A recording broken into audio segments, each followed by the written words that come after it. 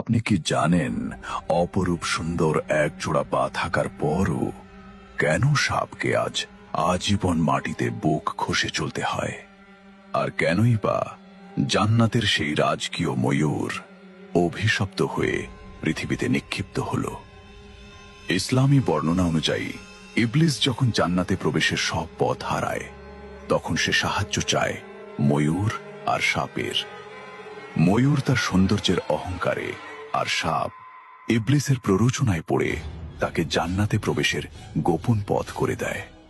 ইবলিস সাপের মুখে লুকিয়ে জান্নাতে প্রবেশ করে এবং আদম আলাইহিসসালামকে নিষিদ্ধ ফল খেতে প্ররোচিত করে।